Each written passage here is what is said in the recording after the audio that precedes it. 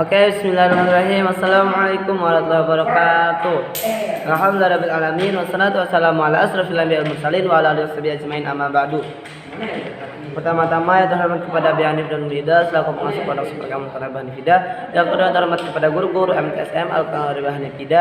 Dan yang ketiga terhormat kepada kedua orang tua saya dan tidak lupa pula kepada teman-teman saya banggakan. Perkenalkan, nama saya Lekam Tajul Aulia. Di sini saya akan mempresentasikan tentang akhlak tercela terhadap sesama. Nah, jadi akhlak tercela terhadap sesama itu adalah suatu yang jelek. Itu hanya bisikan dari setan. Akhlak tercela terhadap sesama dibagi menjadi 4. Yang pertama ada hasad, dendam,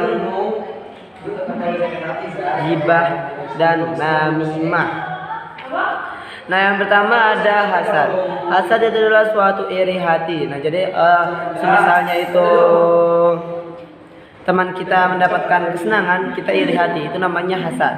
Kemudian kita juga merasa dengki terhadap apa yang telah diberikan kepada teman kita. Itu termasuk gangguan mental. Maka kita tuh harus menjauhinya.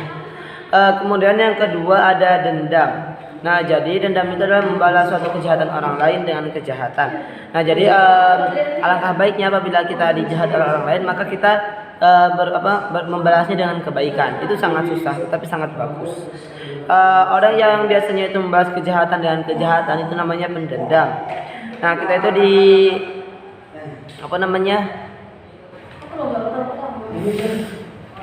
disunahkan untuk tidak membalas kejahatan orang lain telah dilakukan kepada kita. Contoh itu kita harus berlapang dada. Itu kita harus berlapang dada terhadap apa yang orang lain terima. Nah, kemudian yang ketiga itu ada ghibah. Ghibah itu adalah membicarakan kejelekan orang lain. Nah, jadi misalnya itu ada si A itu ngumpul di celana. Kemudian si B melihat si A ngumpul di celana. Akhirnya si B ini menceritakan kepada si C bahwa si A ini mengumpul celana. Kemudian si C menceritakan kepada si D bahwa si A ini mengumpulkan celana.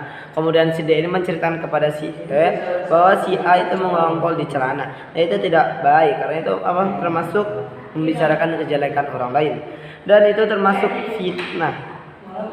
Apabila berita itu tidak benar, misalnya itu si B itu melihat si A ngompol di celana, tetapi si B itu menyebarkannya bahwa si A ini adalah BAB di celana. Nah, itu tidak boleh, itu maksudnya fitnah. Kita diwajibkan untuk menjauhinya karena itu akan berakibat buruk bagi kita.